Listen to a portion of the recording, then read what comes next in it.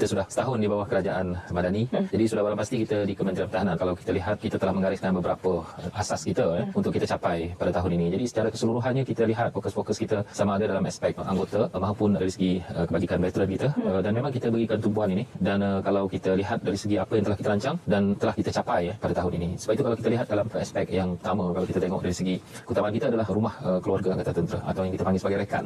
Jadi kita tahu bahawa ini adalah aspek paling utama kita. Sebab itu kalau kita lihat dari segi keperluan kita dalam Kementerian Pertahanan, kalau kita tengok dalam rancangan Malaysia ke-12 ada lebih 8,300 rumah yang harus kita siapkan. Rancangan Malaysia ke-12 hingga 2025. Sekarang ini lebih daripada 4,700 yang telah kita siapkan. So ada baki lagi. Jadi kalau menjelang 2030 itu ada 12,000 rumah keluarga Angkatan Tentera yang kita harus siapkan. Dan begitulah juga kalau kita lihat dari segi rumah keluarga ini, yang penting bagi kita adalah keselesaan anggota pertahanan kita. Sebab itu tahun ini kita bajetkan 117 juta ringgit dan ditambah oleh Yang Amat Berhormat Perdana Menteri sebanyak 200 juta lagi pada tahun ini. Jadi kalau kita lihat memang penyelenggaraan keselesaan anggota itu menjadi keutamaan. Dan kalau kita tengok pada bajet tahun hadapan dibajetkan 400 juta.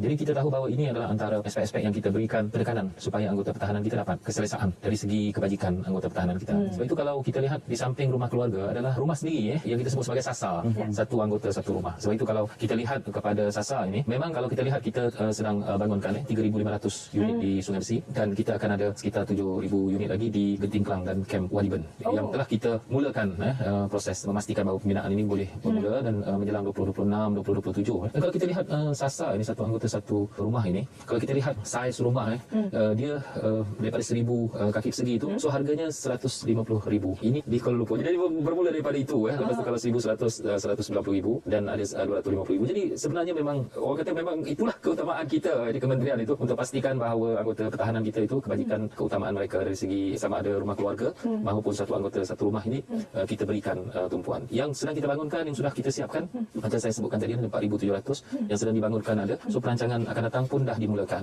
Jadi saya fikir kalau kita berada dalam track ini itu menjadi keutamaan kita, dan saya yakin dia boleh dijayakan. Kalau kita lihat kepada veteran Angkatan Tentera, kita tahu bahawa bila sebut veteran, saya sering mengulanginya sebab kadang-kadang ada persepsi di kalangan rakyat veteran itu biasanya orang berusia 60 tahun ke atas. Sebab saya selalu mengulangi supaya rakyat itu faham bahawa veteran ini semuda 39 tahun, 40 tahun 21 tahun perkhidmatan dia berpencen. Dan kadang-kadang kalau dia memberikan perkhidmatan 10 tahun, dia baru berumur 30 tahun dah veteran Angkatan Tentera. Jadi kalau kita lihat, kita ada 5 aspek utama yang selalu kita berikan tumpuan, sama ada kebajikan, sama ada kesihatan, perumahan, pendidikan, sama ada dia sendiri ataupun anak-anaknya, dan juga yang kita panggil sebagai empower, perkasakan veteran. So itu dari segi kebajikannya, tumpuan kita pada kali ini adalah bantuan sara hidup. So itu kalau dulu kita tertumpu pada veteran berpencen, pada tahun ini Yang Amat Berhormat Perdana Menteri telah umumkan bahawa bantuan sara hidup kepada anggota yang tidak berpencen juga. Jadi setakat ini kita ada 3 skim bantuan sara hidup ini.